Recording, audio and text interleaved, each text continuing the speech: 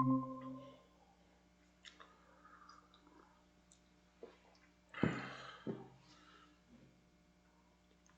dia, André. Bom dia, Bianca.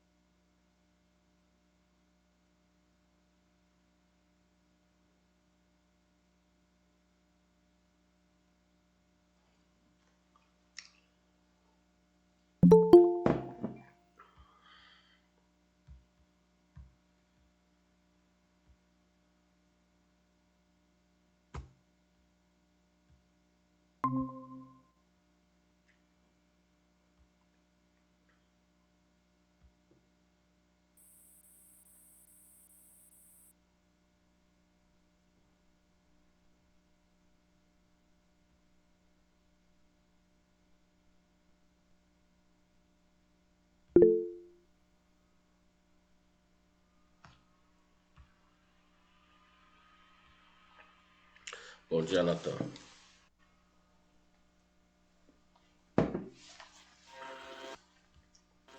Opa, bom dia, professor. Tudo Como é que bem? tá saindo a gravação?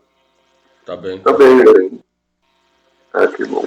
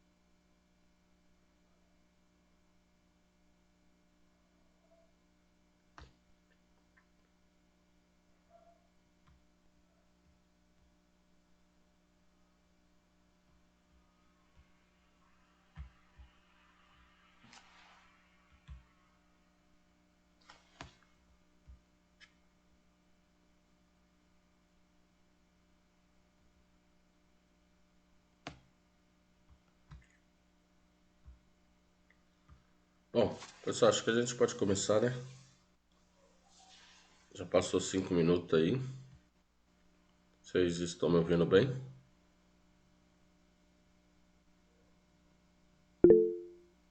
Ok.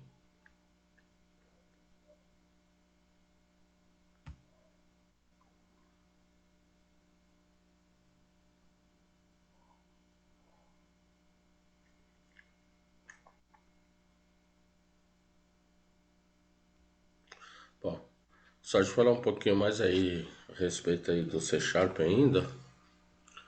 E aí,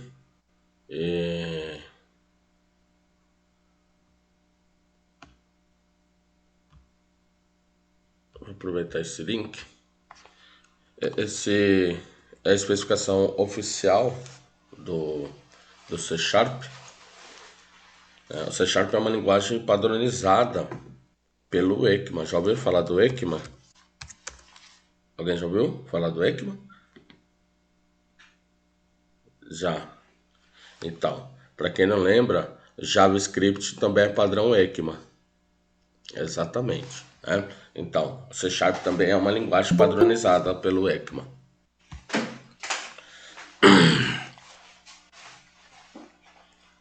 Né? Na verdade, o .NET, né? A Microsoft pegou e abriu o .NET e colocou na mão do ECMA para que eles cuidassem da padronização aí da linguagem.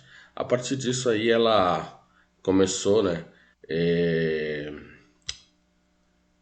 O movimento que a gente chama de .NET Core, que é um .NET, né, de plataforma cruzada. Ou seja, antigamente o .NET ele só funcionava na plataforma Microsoft. A partir desse movimento, isso começou lá com um projeto chamado Mono Develop. Já ouviram falar?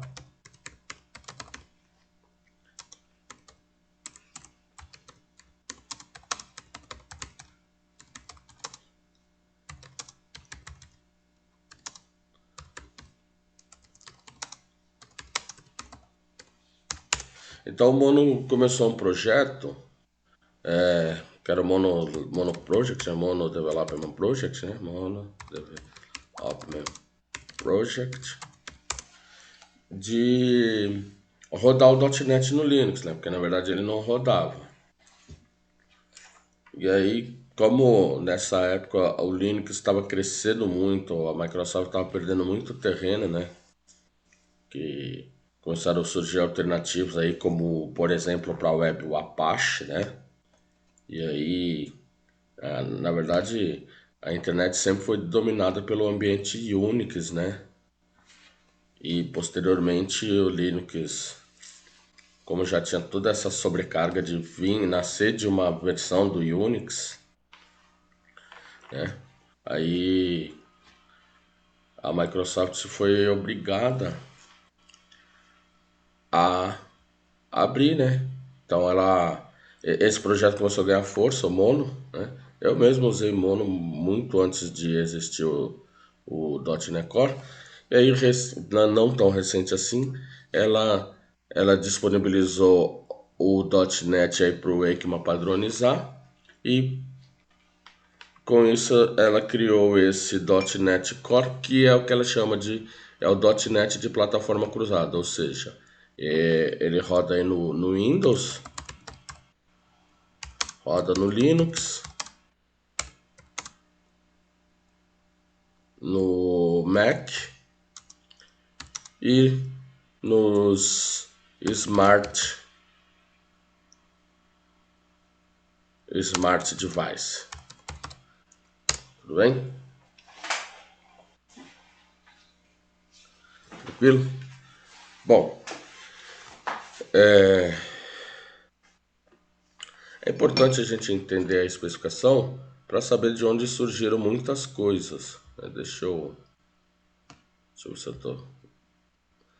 Pessoal, eu tô gravando essa aula, né? Se alguém discorda aí, se manifesta, tá bom?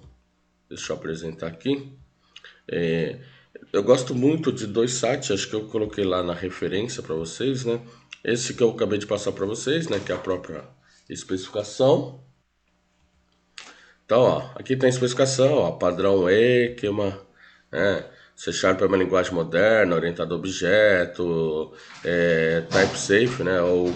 Ela tem segurança de tipo, ela é uma tem uma origem, né? As raízes aí na linguagem C e intermediária aí de C++, Java e assim por diante, né? Então, esse padrão aqui, ECMA, e tem esse padrão ISO aqui referente a essa linguagem, tudo bem? Então, esse documento é mais, né, o que é C Sharp de verdade, né? Então, o que é C Sharp de verdade tá aqui. E aí, eu vou passar rapidinho coisas que nós já vimos. Todos entendem o que é o léxico? Todos entendem, né? O léxico. O léxico, assim, para quem não. é, quando você estuda computação a fundo,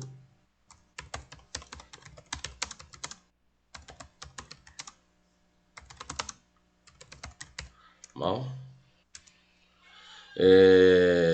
existe um negócio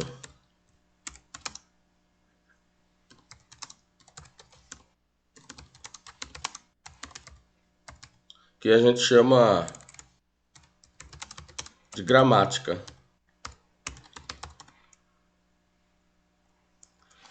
Então, essas gramáticas, bom, é de se esperar porque em termos computacionais, o computador tem uma linguagem própria, não é isso? E essa linguagem própria, ela é definida por gramáticas aí em alguns níveis, né? Por exemplo, gramática livre de contexto, sensível ao contexto, ou as gramáticas de diversas ordens, né? E aí dentro dessas gramáticas, em linguagem de programação é muito comum a gente estudar três elementos gramaticais, como o léxico, a síntese e a semântica. Vocês já ouviram falar de tudo isso, né? Então, mas dentro da teoria da computação, isso aí é visto em o que a gente chama de linguagens formais, tá bom? Então, linguagens formais estudam as diversas gramáticas, né?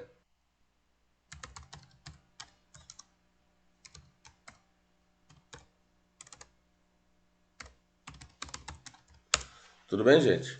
Mas, em linguagem de programação, sempre o seu professor comenta que o léxico estaria relacionado, né? Então, léxico está relacionado ao vocabulário, né? Vocabulário, linguagem, certo?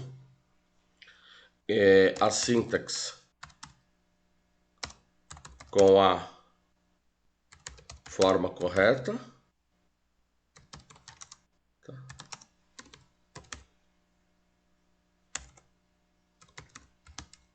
de utilização do léxico, né? E a semântica com o significado das construções sintaticamente válidas. Tudo bem, gente? Tranquilo até aí? Tranquilo?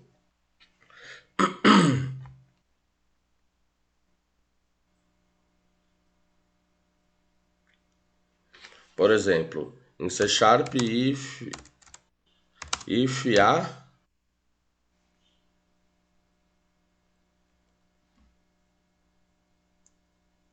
if a reticências, né? Se isso é uma estrutura sintaticamente válida, o que que ela significa, né? Entende? Deixa eu ver se aqui iniciou. Bom, iniciou.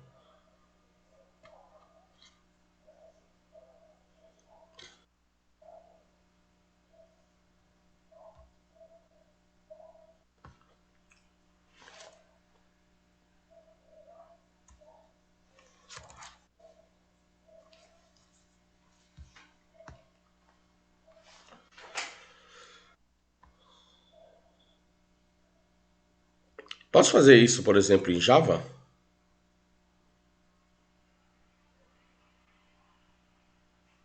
Colocar um condicional desse jeito? Note que eu omiti alguma coisa aí, não omiti? Por exemplo, se isso é um condicional, eu estou testando o que contra o que.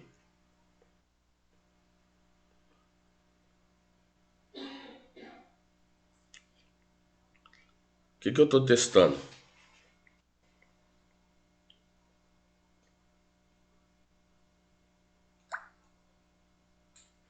Então, isso tem a ver com, primeiro, eh, com a sintaxe, né? Que é como é que você escreve essa, como é que você faz essa construção de maneira que ela seja válida, né, Nathan? E o segundo, com qual é o significado, porque não dá para separar uma coisa da outra, né? Por exemplo, todas as construções condicionais na linguagem Java têm que levar para verdadeiro ou falso. Portanto, eu só posso fazer isso se o operando for booleano.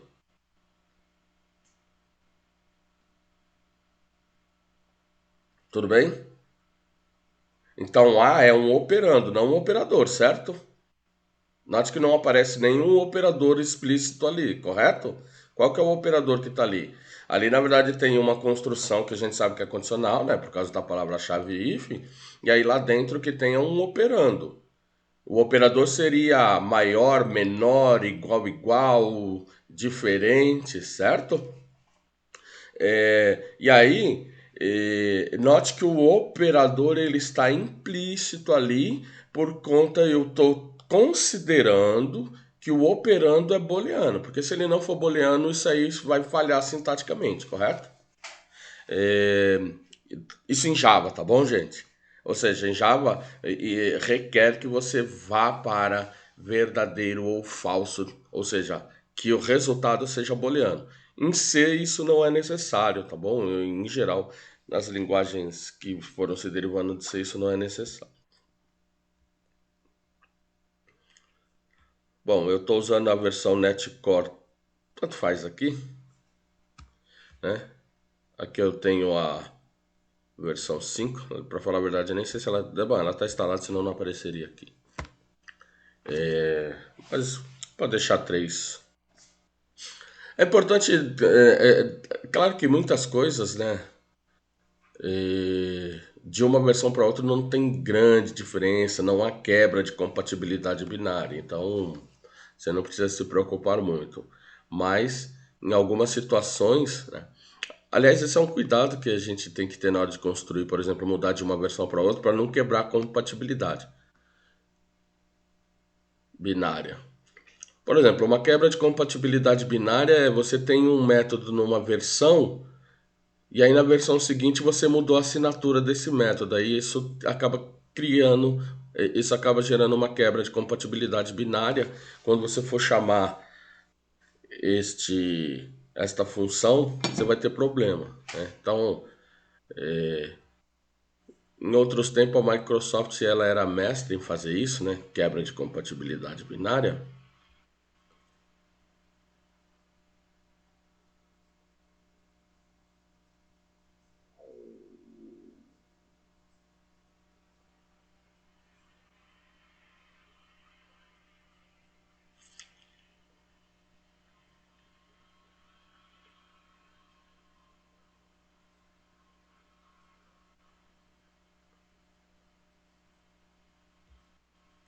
Bom, em geral você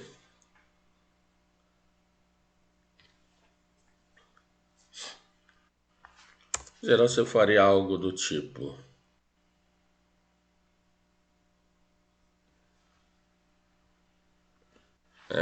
Vamos supor, int a igual a 10, então atribuir um valor. If a, isso em C, tá bom? Ó, em C. Depois a gente chega no C Sharp. Vamos colocar aqui console ponto write line a é verdade, else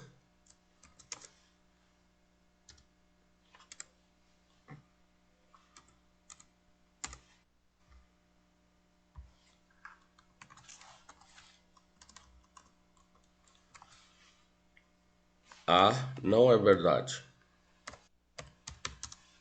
E aí, se eu executo este código,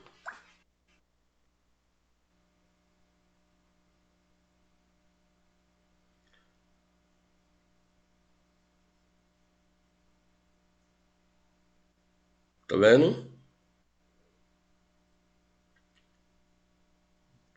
Isso em C Sharp é muito parecido com o que aconteceria em Java, né? Então, ó, essa expressão aqui, ó, note que ele está usando justamente ela, né? Ó, ele está esperando esse cara aqui. Ou seja, igualmente em Java, a C Sharp também faz isso. Essa construção, não sei se vocês se lembram, vocês tiveram a linguagem C, não tiveram a linguagem C?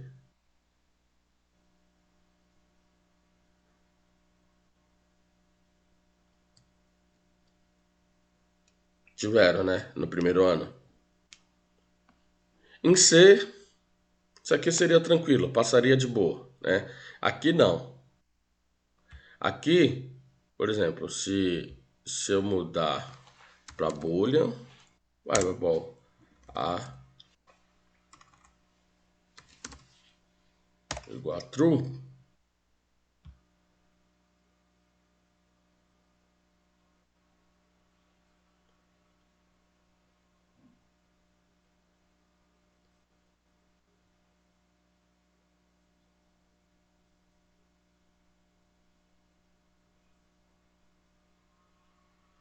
sem problema, né?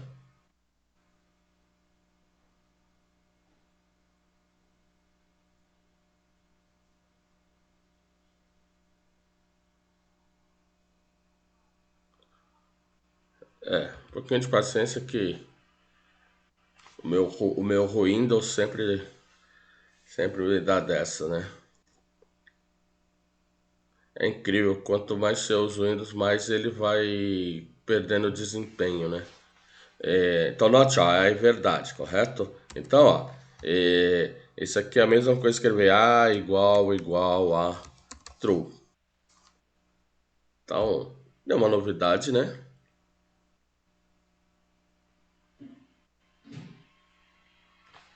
Eu só abreviei a construção, tudo bem? Tranquilo?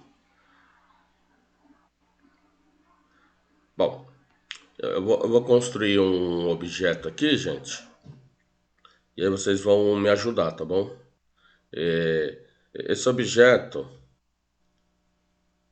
o tipo base dele, eu vou chamar de primo, que é uma classe aí. Lembra dos números primo? Opa, primo. Tá. Você colocaria algum campo nessa classe? Como é que vocês construíram essa classe? Ó, eu quero uma classe aí, e aí nela tem uma operação que me devolve true se o número for primo ou falso. Vocês lembram o que é um número primo? Se lembram, né? É aquele que é divisível por ele mesmo e por u, né? Vocês colocariam algum campo aí?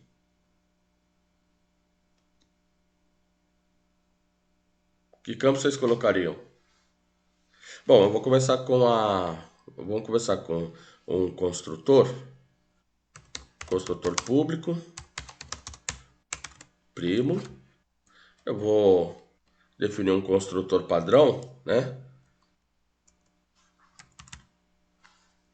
Default constructor.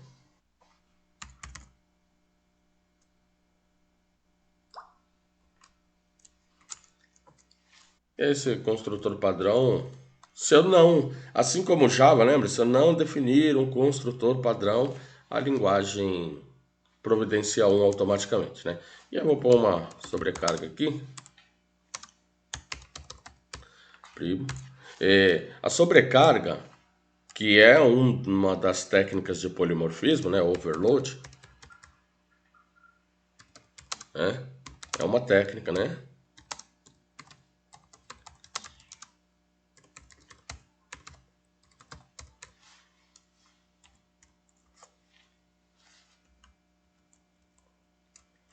Então, na sobrecarga, o que tem que mudar é a assinatura do método, né? Então, eu vou primo P aqui. Não sei o que eu vou fazer com isso, mas tudo bem. Por exemplo, não sei. Por enquanto eu não sei. Depois eu penso. E aí, gente? O que mais vocês colocariam nessa classe? Vamos pôr ele como um campo.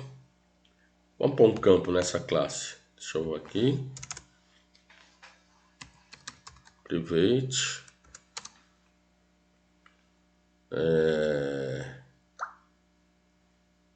Int. N.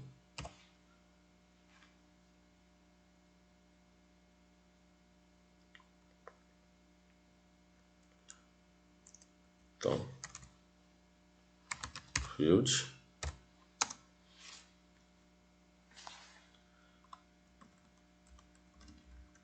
E aí vamos pôr uma propriedade.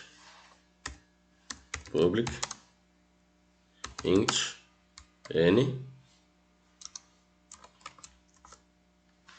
Get. Set.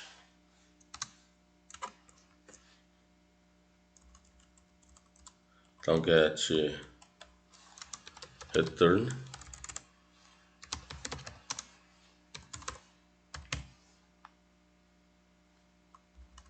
Ponto N. E o set this.n igual a value. Pronto. E aí definir uma propriedade, tá bom? Isso aqui é uma property.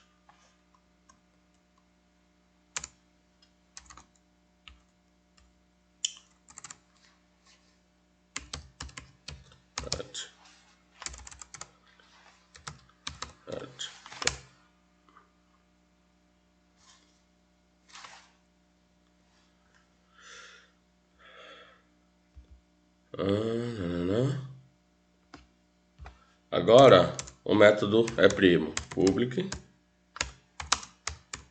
ball is primo. Pessoal, como é que vocês implementariam esse método? Vou fazer uma implementação simples, tá bom? Não vou fazer uma implementação complicada, não.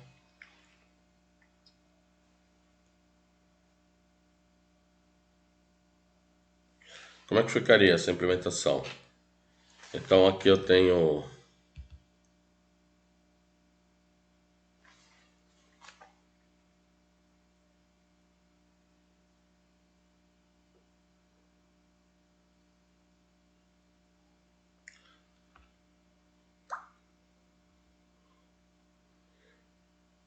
aqui no construtor padrão, vou fazer o seguinte. This.n igual a 1. Não, vou pôr 2. Primeiro primo conhecido. Então, e aqui. Esse aqui eu não vou implementar, não. Eu vou colocar mais um aqui. Na verdade, eu não quero colocar. Primo. Int n. Vou pôr não. Só pra cá. aqui, dis.n igual a, não é aqui, caramba,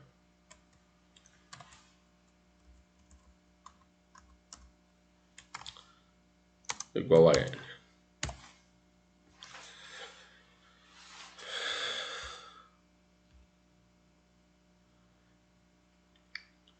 Esse código aqui dá para brincar.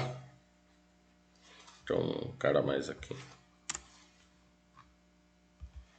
E eu acho que eu pus em mais algum lugar. Esse cara mais não. É para fazer o seguinte.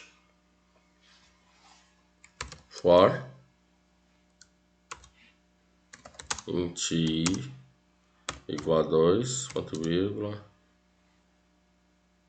I menor ou igual a, vou pegar dis.n dividido por 2, ponto vírgula I mais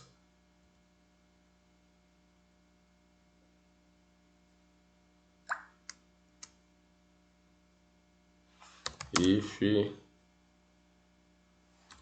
dis.n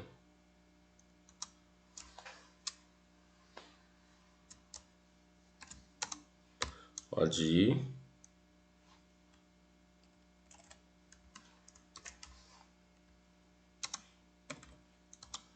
certo, return false, return true.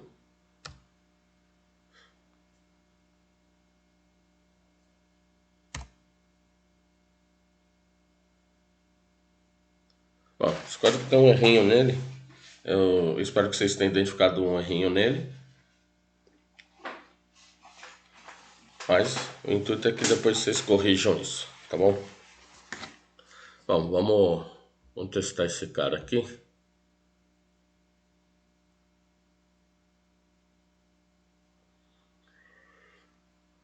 Vou voltar aqui no programa.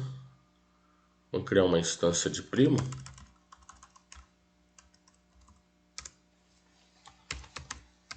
Primo p igual new primo. Vou chamar de P1. E aí console.writeLine P1.n. Vou imprimir a propriedade só para ver o valor desse cara, né?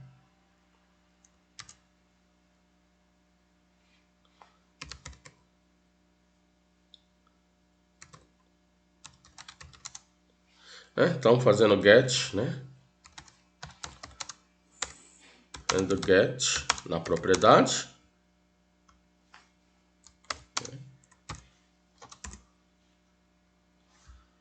Deixa eu tirar isso aqui.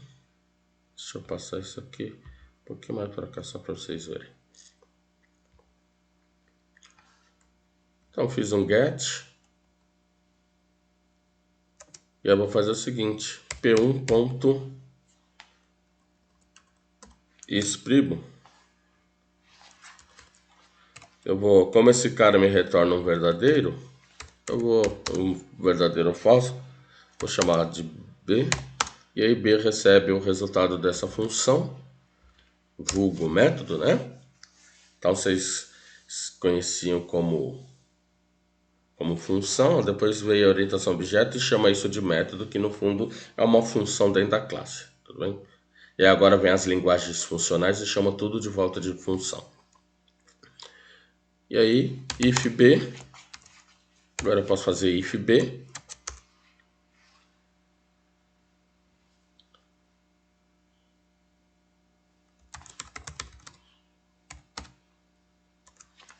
n, p1.n,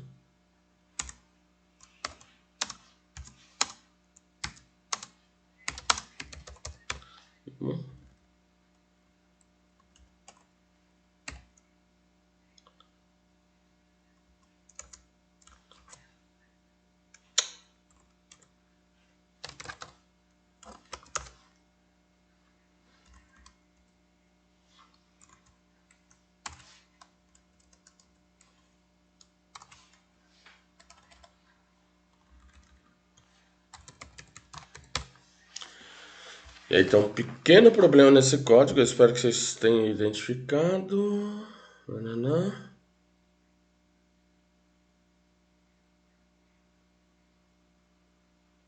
Ah,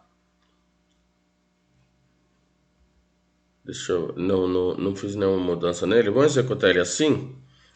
Pergunta: qual o valor de n, gente? Quem está definindo o valor de n é o construtor, certo? O construtor, como eu fiz uma chamada para o construtor padrão, o construtor padrão coloca o valor 2, é isso? Exato. Então vamos executar.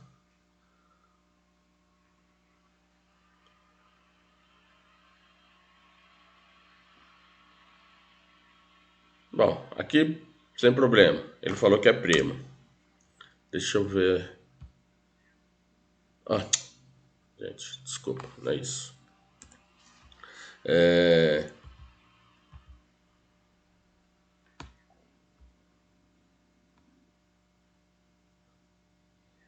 Vou passar um aqui.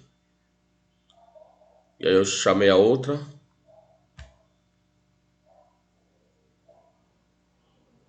E aí, um é primo? Pergunta. Um é primo, sim ou não?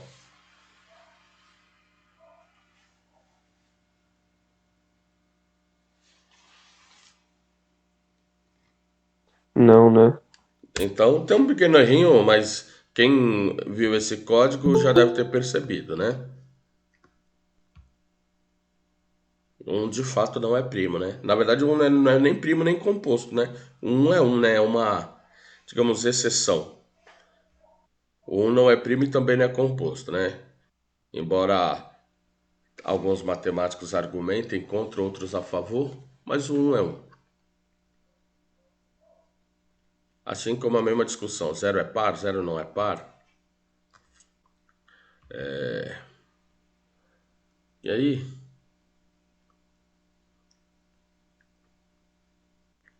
eu vou fazer uma pequena mudança nesse código.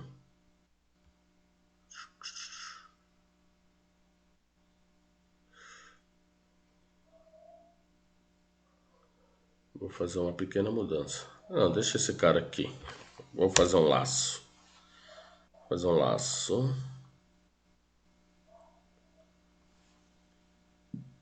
do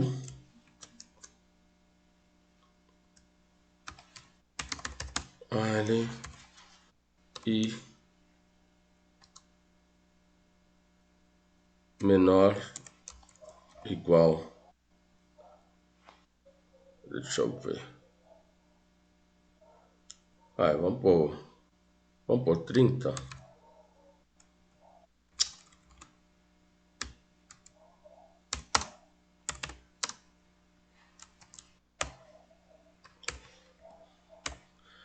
Eu vou fazer o seguinte.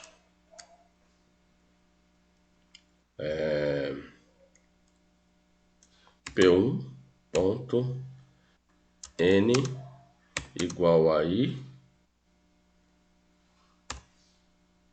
mais.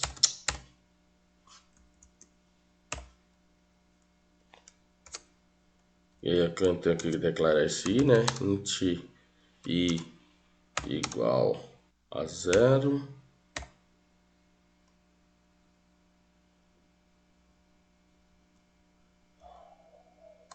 E aí eu vou pegar e passar todo esse código aqui para dentro, tá bom? Eu vou deixar ele lá em cima, não vou tirar não. Depois vocês refatorem esse código.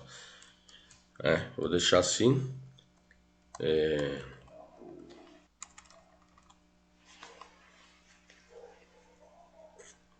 Deixa eu ver.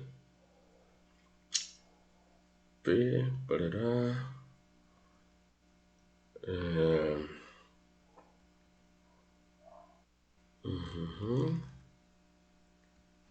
Eu acho que é isso.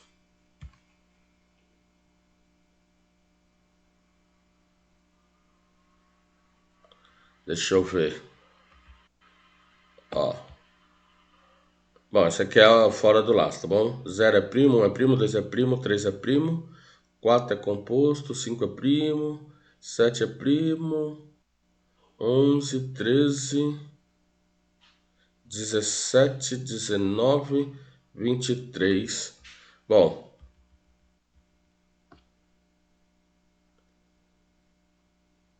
vocês viram que pro 0 e pro 1 ele não rolou, né? Não vou corrigir não, vou deixar que vocês corrijam isso, tá bom, gente? Esse é um dos papéis aí, né? Eu espero que vocês entendam por que, né? Olhando para esse método, eu espero que vocês entendam aí por que o 0 e o 1 não tá rolando, né?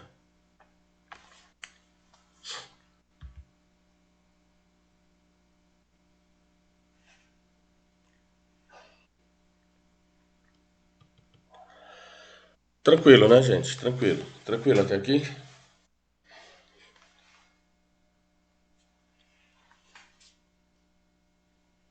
Código. Tranquilo. Deixa eu interromper aqui um pouquinho.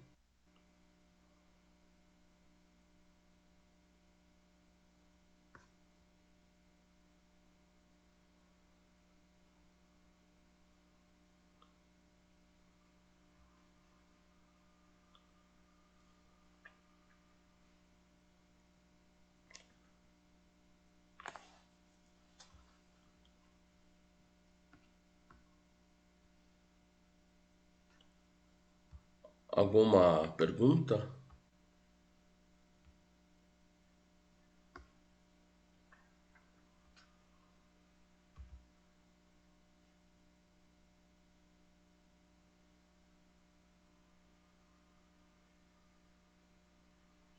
Por enquanto, não.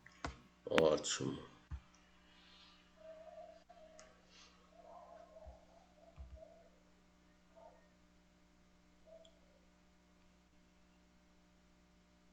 Bom,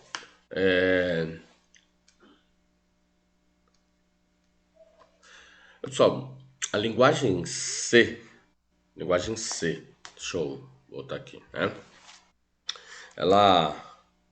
Essa linguagem nasceu lá nos anos 70, né?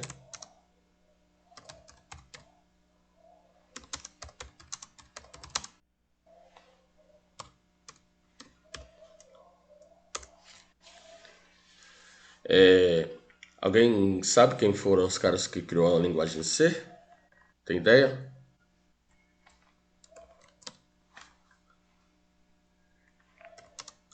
Ken Thompson.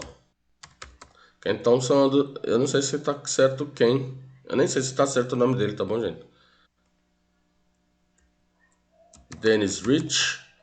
Na verdade, o Ken Thompson ele mais colaborou do que criou, né? Na verdade, os criadores são o Danny Rich e o Brian Kernighan. Não sei como é que se escreve Kernighan. Não sei se tá certo, tá bom, gente? Kernighan. Depois vocês veem. Aí, nos anos 80, surgiu o C++, que era a linguagem C, assim ele colocou, né? A linguagem C com classes, né? Eles não usavam a palavra objeto, tá bom, gente?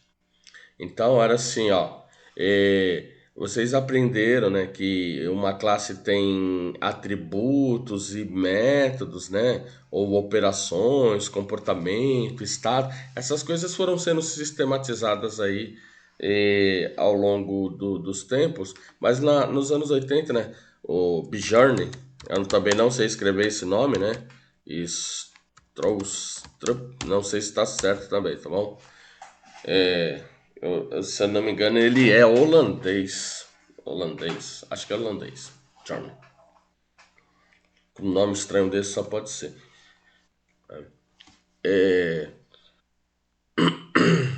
Ele criou a linguagem C, esse cara aí. E aí nos anos 2000,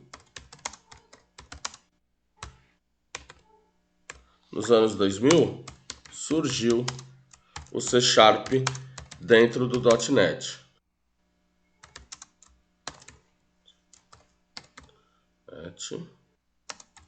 como principal concorrente do Java.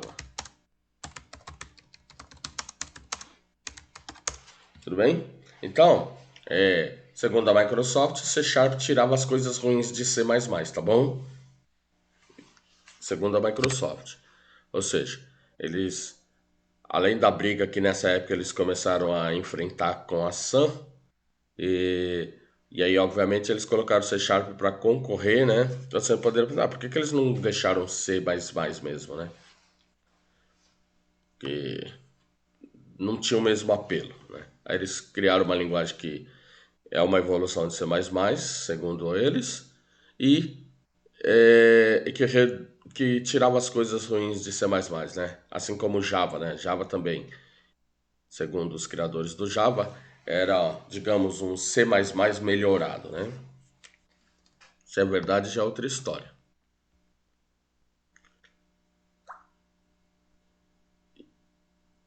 E o .NET teve forte influência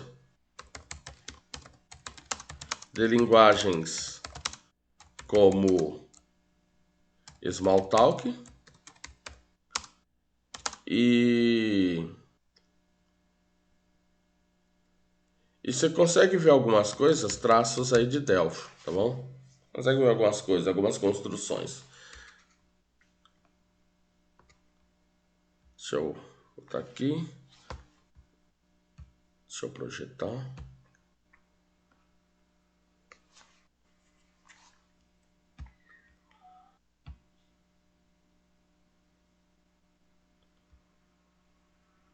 Deixa eu parar esse programa. Opa.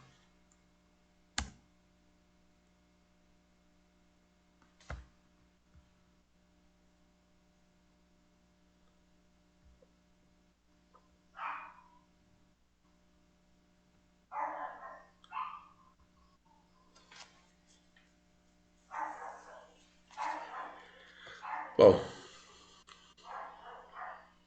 deixa eu adicionar uma outra classe aqui.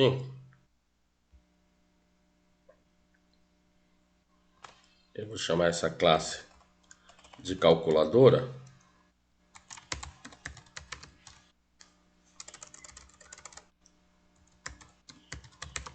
E aí, isso aqui daria para dar um curso inteiro só com essa classe, tá bom?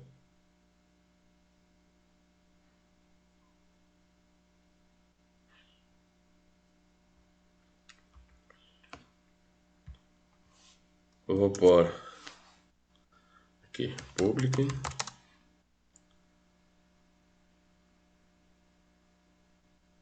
static, somar,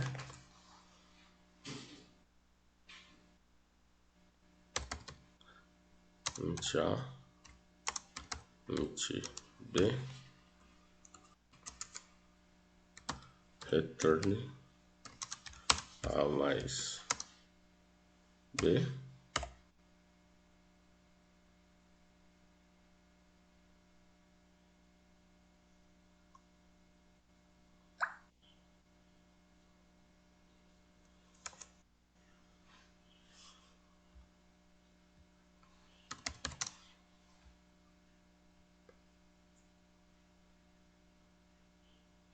E eu vou fazer uma sobrecarga disso. Public, static, string, somar. String A, string B, return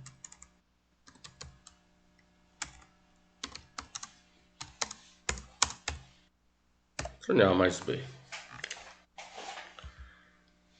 Bom, agora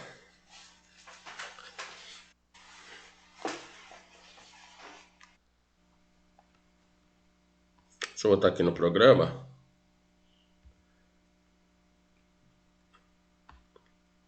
Depois do laço,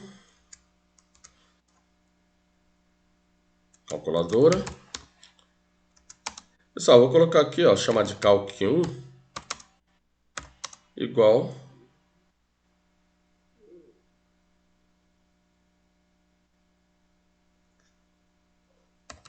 New, calculadora. E aí vou fazer o seguinte, ó. Console. Ponto. WriteLine. Calc. Ponto. Somar.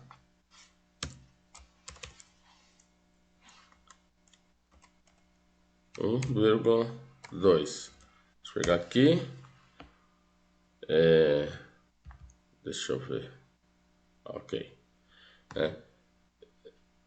Todos entendem o que ele está reclamando aqui, gente? Todos entendem do que ele está reclamando?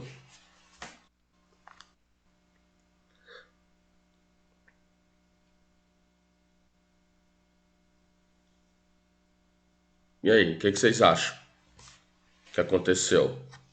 Note que ele ele criou o objeto calc1, não reclamou, né? Na verdade, ele está reclamando na linha de baixo, ó. Objeto calc1, ok. E aí, o que vocês acham? O nome do método tá errado, né? Ele tem que Ah, ser. desculpa, o somar é com R minúsculo, né? Ótimo. Bom, ainda assim ele está reclamando, né? É isso mesmo? Deixa eu colocar aqui. Deixa eu ver se está certo. É somar, né? É somar. Bom, ainda assim ele está reclamando. Por quê? Agora tá certo, né? Quem foi que falou? Natan? Foi você? Foi. Agora tá certo. Mas por que ele está acusando o erro nessa linha?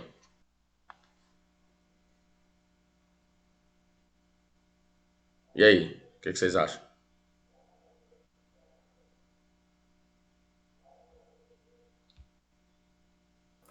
Porque tem dois somar com o mesmo nome?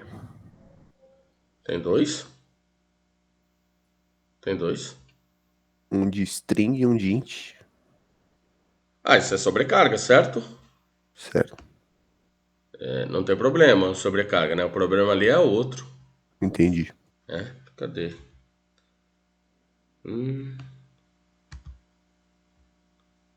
Ó, estão vendo aqui? Não pode acessar com uma. Ah, tá. É método estático. Tá acessando com objeto. Exato. Então, em alguns momentos, eu vou operar direto na classe, né? Mas note que isso não é errado, tá bom? Ó, essa construção não é errada, ó. Tá vendo? Eu posso criar um objeto mesmo ele tendo métodos estáticos, correto? Mas isso aqui Sim, não, mas não né? faz sentido, né? Nesse caso não faz sentido porque isso tem a ver com projeto, né? Como é que você vai construir o objeto, né? Então aqui deveria, ó, eu posso até criar esse objeto, mas lembra que coisas estáticas são compartilhadas na memória, né?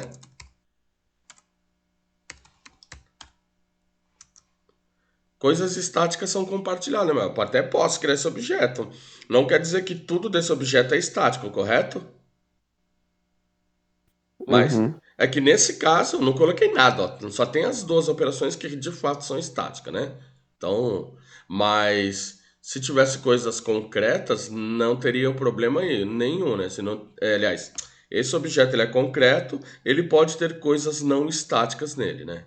Então, não tem problema nenhum, né? Então, na verdade, aquele somar não é o problema, porque aquilo é sobrecarga, né? Overload. Então, ó, posso fazer isso.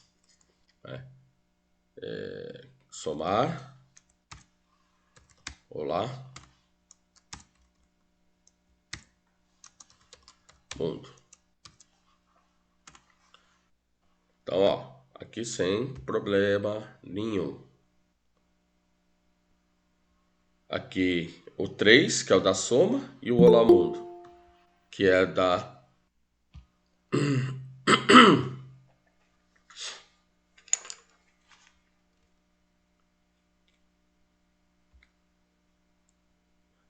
Então, ó. aqui os membros que são estáticos, eles podem operar direto na classe, né? Mas nada impede que essa instância seja criada, porque possivelmente tenha membros que não sejam estáticos nessa classe, né? Ocasionalmente nessa eu não coloquei nada, né? Mas aqui poderia ter, ó. E aí eu tenho que tomar aquele cuidado, né? Por exemplo, membros estáticos, né? Campos estáticos só pode ser manipulado por métodos estáticos, né? Por exemplo, se eu puser aqui, ó, private, vamos supor, ó, static, opa, static a, né? Oh, bendito autocompletar, static int a, e aí eu tenho lá um método que não é estático, por exemplo, public string test.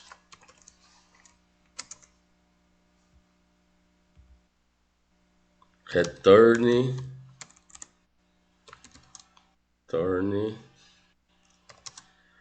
a ponto to string.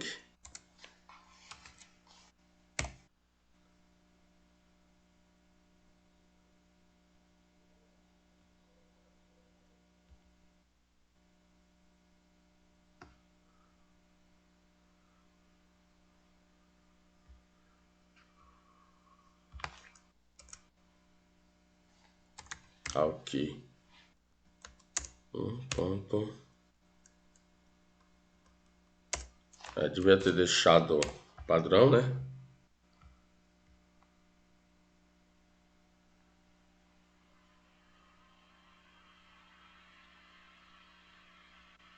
A priori isso deveria falhar, mas porque A é um campo estático. Não, tudo bem.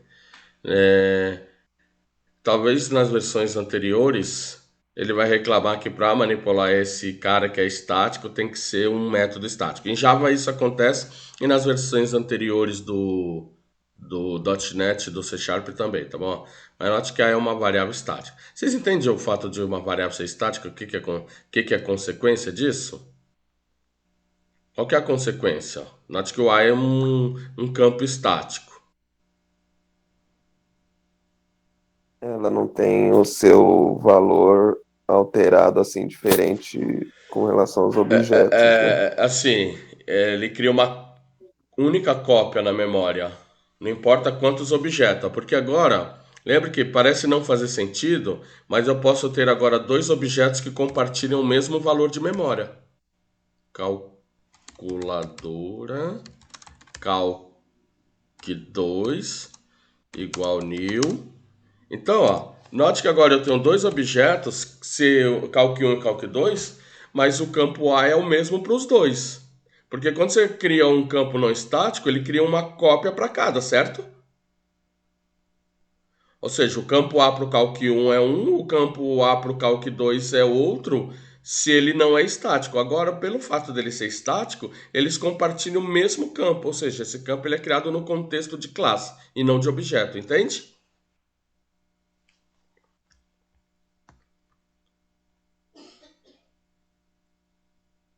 Não gosto, esse tipo de construção eu não gosto, mas tudo bem. Vamos. Não gosto desse tipo de construção, mas tudo bem. Peraí, deixa eu.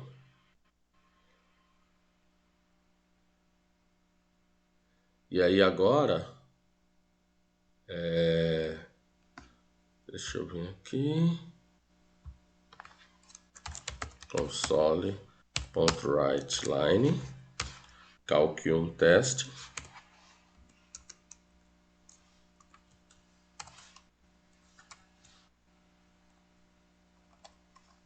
Calc2.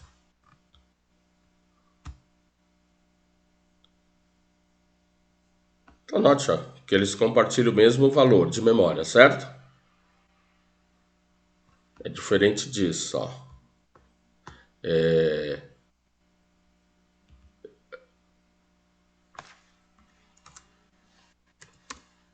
só para facilitar a nossa vida, public int b get set.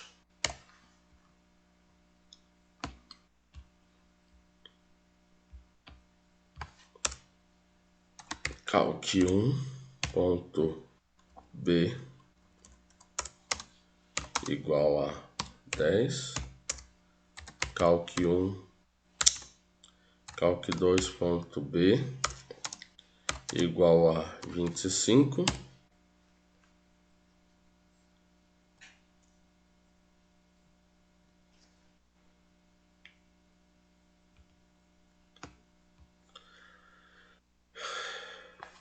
é só para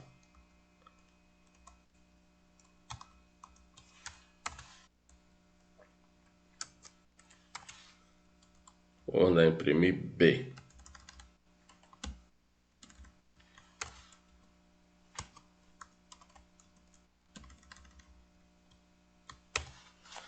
Então, eu vou mandar imprimir a propriedade B para os objetos.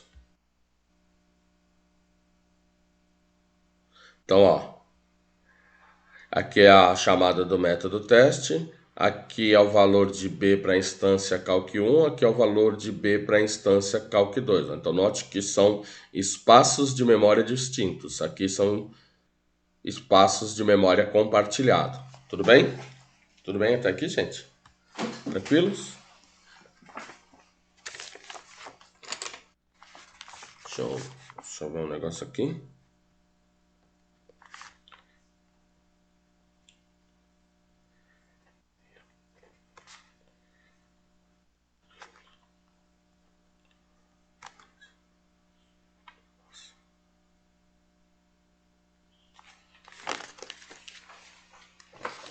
Perguntas?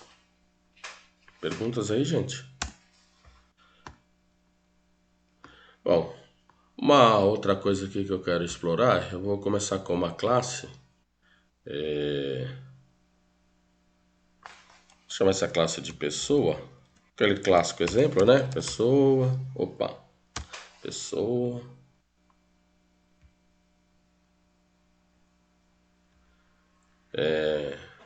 Aqui não interessa muito, tá bom, gente? Eu só quero...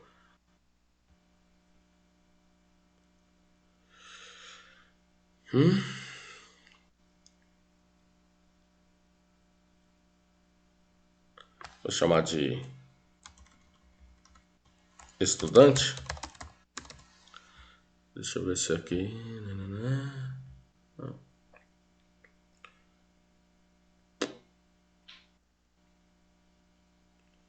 tenho que pôr um plugin aqui para facilitar a minha vida.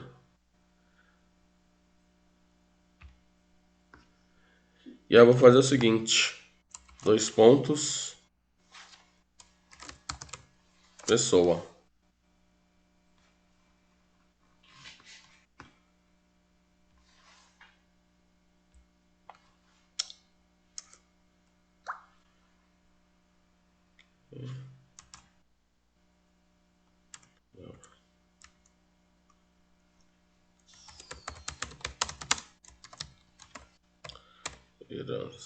Herança. Tudo bem? Gente, vocês entendem isso? Opa. Herança. Ó, essa classe é derivada dessa. Tudo bem? Ou seja, estudante é uma subclasse pessoa. Tudo bem, gente?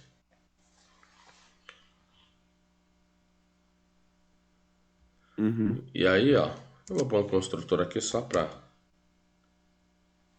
public. Dentro do conceito, lembra lá que nós temos 3 modificadores de acesso, né? Bases, né? Na verdade, existem outros modificadores. O public seria o acesso total, não é isso? Para classe, subclasses e pacote, né? Então, na verdade, pacote é o que nós chamamos de namespace aqui, tudo bem? Então, public int a. Aí eu tenho lá private. Opa. de string. Essa. Então, ó. Esse é privado da pessoa, tudo bem? E aí eu tenho protected float comissão, sem acento. Então esse cara, a classe base e as classes derivadas, tudo bem, gente? Esse aqui todo mundo, esse só o tipo e esse a classe e as derivadas, ou seja,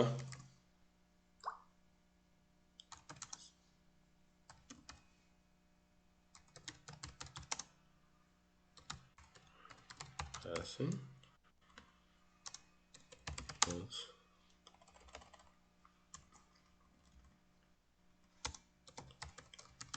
Assim.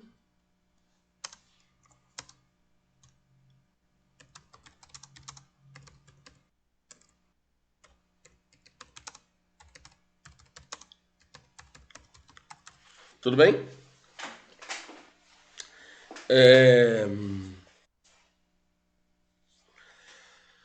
Bom, basicamente o mais public, né? O menos private, o sharp, cadê você, sharp? Protected. Bom, isso vale tanto para os métodos quanto para os campos, tá bom? Ou para outros membros aí da classe, né? Então, se você tiver outros membros na classe, você também pode definir qual que é o modificador de acesso desses caras, tá bom?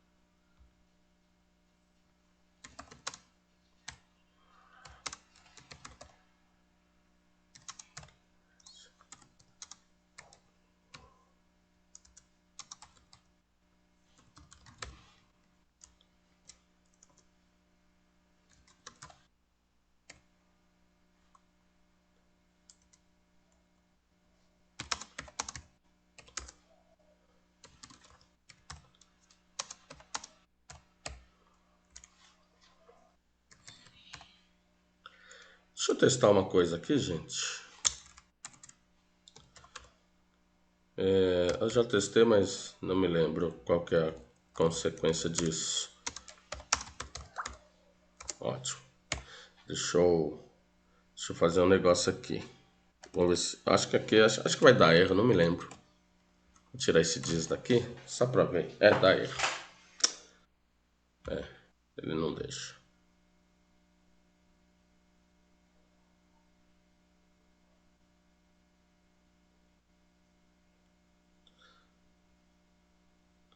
Deixa eu ver se isso dá erro ou apenas uma advertência.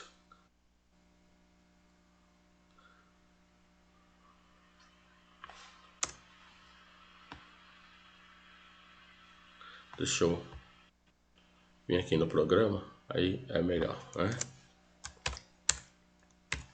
Pessoa P igual new pessoa. E aqui eu tenho duas assinaturas no construtor, né? Uma que recebe um inteiro, uma string e um float. Posso fazer isso, ó, gente. 2.5f para dizer que é float.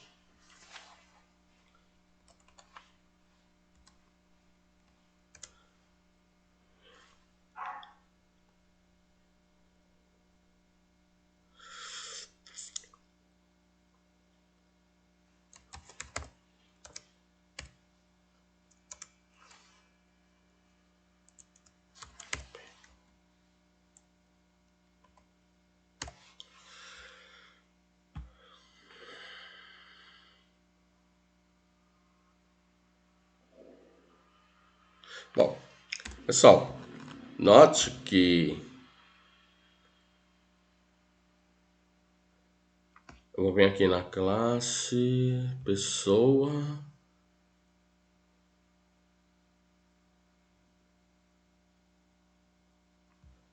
Deixa eu fazer o seguinte.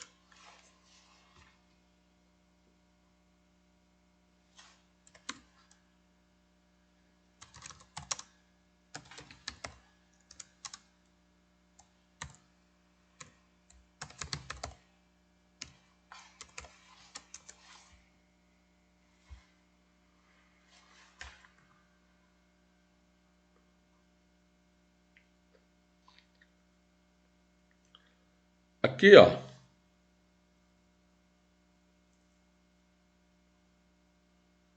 Note que aqui eu tenho uma questão, tá vendo?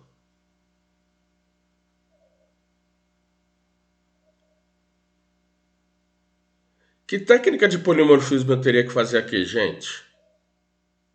Para esse toString, porque esse toString ele já é daqui, ó. Tá vendo?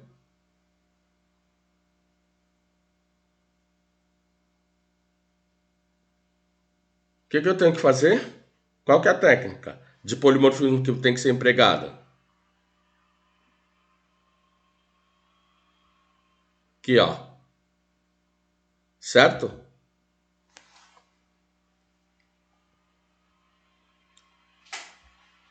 Estão vendo aí, gente? Ó.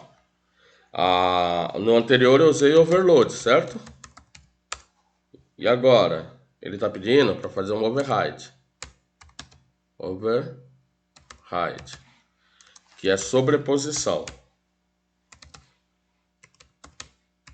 Ou seja, essa técnica de polimorfismo.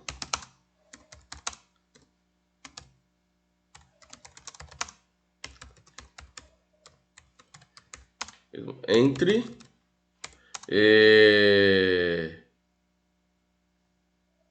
classes bases e derivadas. Tudo bem? Então, ó, overload na mesma classe.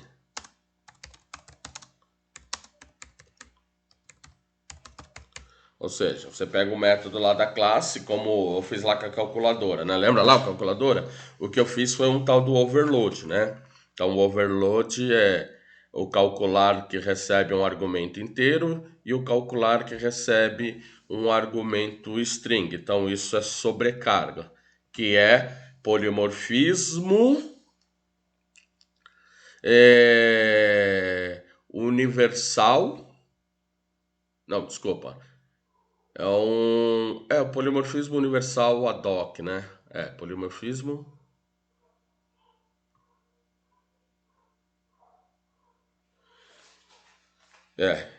Sobrecarga é um tipo de polimorfismo que a gente chama de ad hoc. Ad hoc, hein?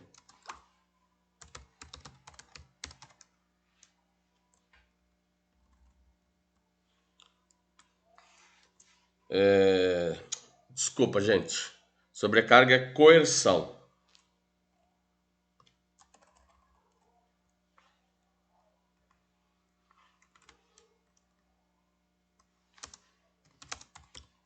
Coerção de tipo. Então, ó, sobrecarga é coerção de tipo. Todos entendem? Ó, o cast é coerção de tipo. Por exemplo, x igual, abre parênteses, byte a mais b. Quando eu faço um cast, eu estou fazendo uma coerção de tipo, tá bom? A mesma coisa vale aí no sobrecarga.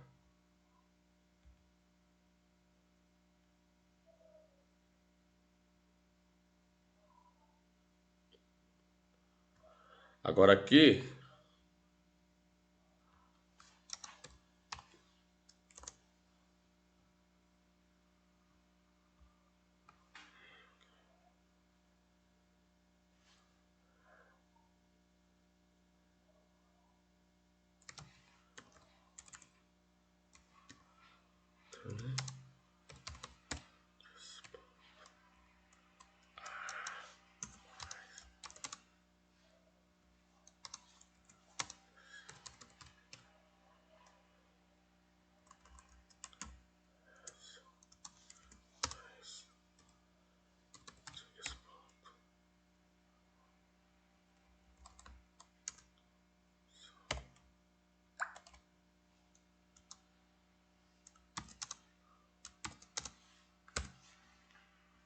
olha só. Agora, o meu toString foi sobreposto. Ou seja, ele pegou lá o do pai e sobrepôs.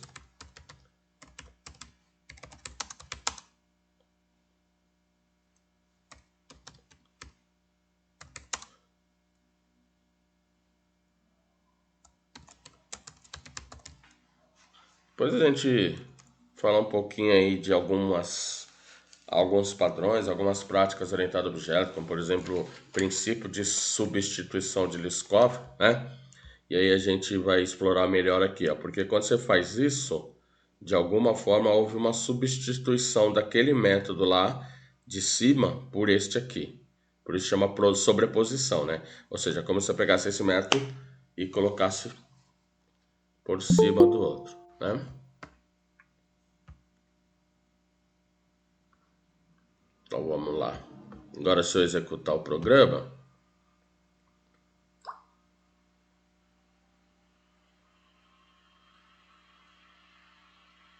note que agora, antes aparecia o nome da classe, né? Agora aparecem os dados. O campo A, o campo B, não, S. E o campo... O que é esse zero aqui, gente?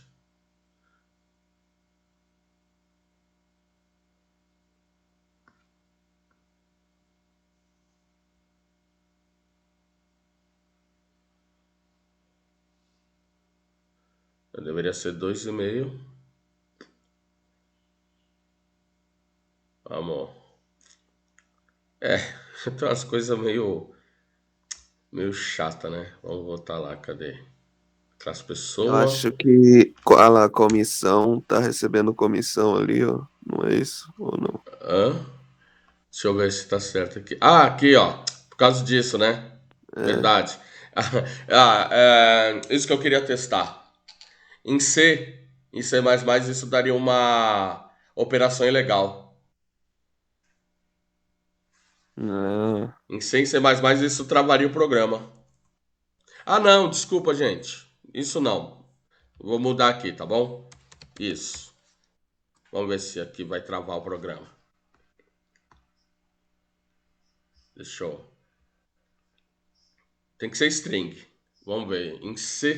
Em C++, com certeza isso trava o programa. Aqui, vou pôr entre aspas só pra...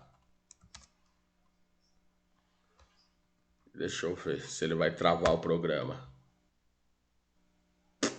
Não, deu erro mesmo. Ele trocou um erro por outro, vocês entendem? Vocês viram que antes não tinha dado erro, né?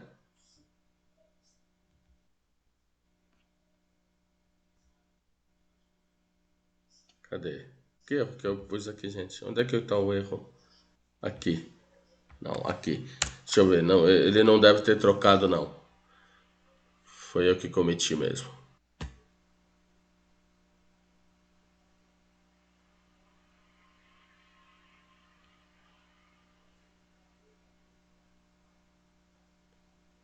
É. Ele não dá erro, mas põe uma porcaria no lugar aqui, né? Na verdade, ele atribuiu comissão à comissão. E aí ele assumiu o valor default para comissão, né? E deixa eu só mudar aqui. Vou mudar aqui, né? Para string, só para... Eu estou tentando forçar o erro que acontece em C e em C++. Vamos ver se eu consigo agora.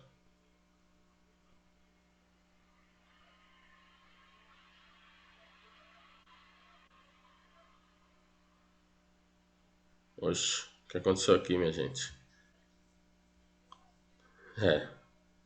Agora ele não imprimiu, mas ele não provocou erro. Não provocou. Em C ou C++, ele fecharia o programa com aquela tela azul, né? Que não existe mais, né? A tela azul no Windows. Agora ele imprimiu de fato a string.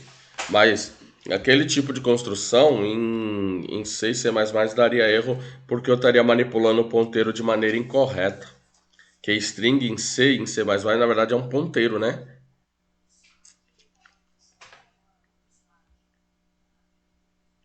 Aqui também é um ponteiro, mas não sei se vocês se lembram a hora que eu vim aqui na linguagem, ó. Cadê? É por causa... Não é isso. Era aqui, né? Aqui, deixa eu ver. Especificação, onde é que eu tinha posto a especificação da linguagem? Ah, aqui, essa. Na especificação da linguagem, ó, coisa que linguagens como C e C++ não são. Cadê? É uma type safe. Por isso que ela não deu essa operação ilegal. Por causa dessa questão aqui, ó. É uma linguagem de programação do tipo de tipagem segura, né? Então, note que essa construção que eu tentei fazer aqui, ó, ela viola a segurança, né? Ou seja, estou tentando atribuir um ponteiro para um ponteiro. Desculpa o termo que eu vou usar. Se eu tentar atribuir um ponteiro para um ponteiro em C ou C++ ou em outras linguagens como Delphi, essas linguagens que manipulam ponteiro, desculpa o termo, mas vai dar merda, tá bom? Vai dar merda, vai travar o programa. Mas como essa linguagem é type safe, não tem problema. Que bom, né? Que bom. Você não quer que o teu programa pare por conta de uma bobeira dessa, né? Tô atribuindo um ponteiro para ele mesmo, né? Depois testa isso em C. Tenta fazer uma chamada para uma função que passa um ponteiro para um ponteiro mesmo. Ou seja, você tem que tentar atribuir esse cara aqui que é um ponteiro para esse cara aqui que é um ponteiro. Só você tirar esse diz aqui, né? Tente fazer isso em C ou C++, ou qualquer outra linguagem de ponteiro que vocês conheçam, que vocês vão verificar que de fato essa situação ocorre, tá bom? Bom, pessoal, deixa eu aproveitar que eu tô aqui na especificação. Não é isso? Não, aqui, ó. Aqui já estava, ó. Dentro de uma classe, eu posso ter esses membros aqui, ó. Não falei de todos, mas alguns vocês conhecem, né? Por exemplo, um campo. O campo é o que na orientação a objeto você chama de atributo. O campo pode ser constante, mas aqui ele coloca como constante. As properties, como nós vimos, né, lá, na verdade, a property é um encapsulamento de getSet.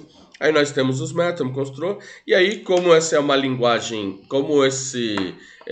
além de ser uma linguagem orientada a objeto, ela pode ser dirigida a eventos, você pode colocar os seus eventos, você pode colocar operações explícitas de destruição, que a gente chama de finalizers, indexadores, operadores e tipos.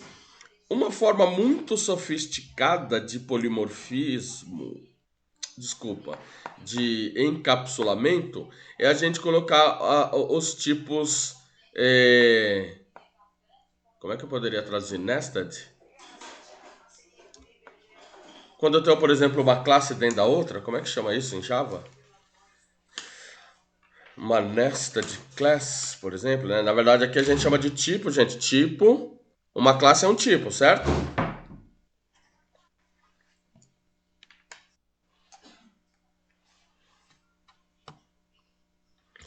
Isso é uma forma muito, muito boa de encapsulamento, ou seja, colocar uma classe dentro de outra, ou um tipo dentro de outro tipo, né? Já que em C Sharp, o classe não é o único tipo que a gente constrói. Por exemplo, em C Sharp a gente tem a struct e a gente tem record, coisa que não tem em Java, né? Em Java a gente não define struct, não define record, não define essas coisas, né? Mas em C Sharp você pode definir uma struct. Por exemplo, em vez de criar uma classe ponto, eu definiria ponto como uma struct dentro da classe.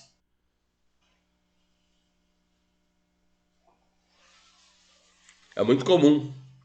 Por exemplo, nas aplicações que tem interface de usuário, tem uma estrutura ponto lá para definir a localização do objeto aí no espaço, né? Por exemplo, você tem um botão, você precisa dizer em qual localização da janela esse botão está, então você define lá uma estrutura, né? Que também é um tipo, uma struct, dizendo quais são as coordenadas x, y, z deste ponto, né?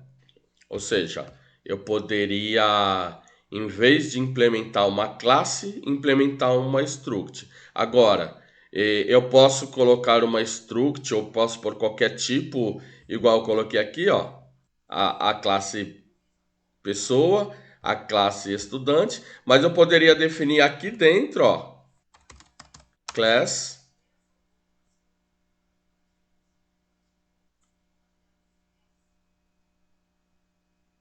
sei lá, o que eu poderia colocar aqui como um subtipo dentro da classe estudante.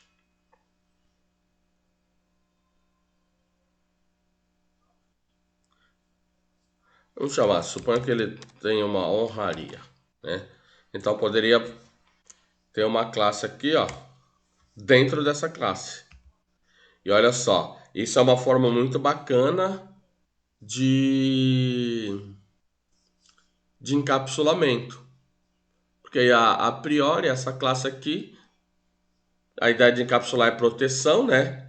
É ocultar dados aí que não seja interessante. Então poderia ter uma classe que tem um comportamento próprio, só que essa classe ela está dentro da classe estudante. Então, em tese, somente estudante conheceria e possivelmente nem conheceria, porque agora eu tudo que vale para classe, não importa se essa classe está dentro de outra classe. Por exemplo, poderia ter membros privados aqui da classe honraria que estudante não conhece.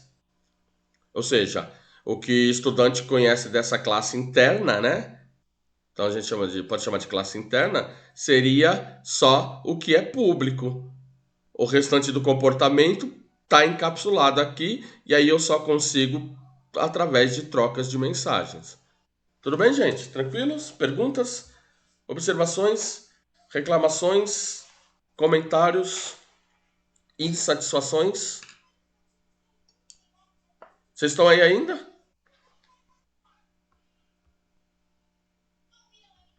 Deixa eu ver, o André tá aí? Fala um oi aí, André.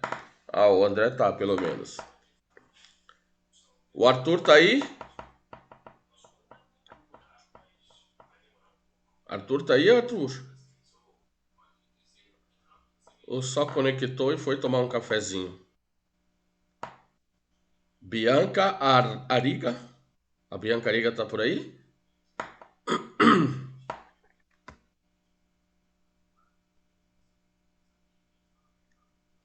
A Bianca NG colocou lá no chat.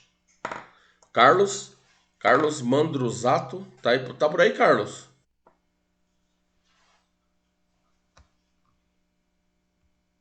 Clarissa tá por aí?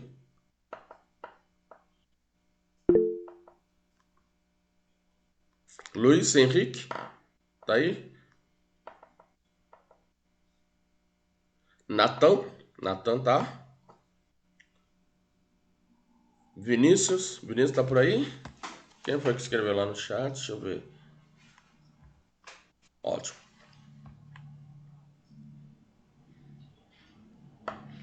Deixa eu fazer uma continha aqui rapidamente.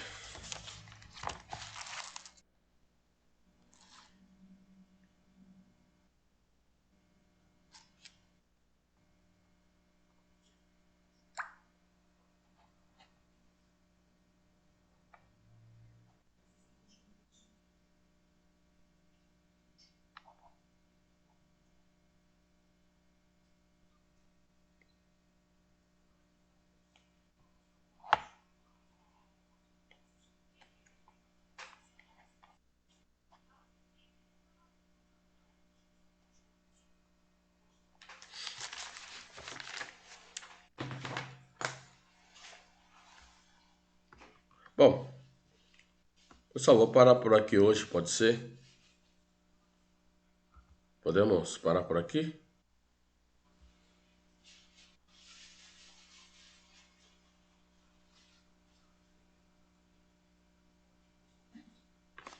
Ok, gente. Então, Uma ótima semana aí para vocês. E um bom dia aí. Obrigado pela atenção de todos vocês. E até a próxima aula. Qualquer coisa aí me chama. Amanhã eu vou estar disponível. Aliás, amanhã não, né? Hoje à tarde e sexta de manhã. Mas qualquer coisa pode me mandar e-mail, tá bom? Então, um bom dia para vocês.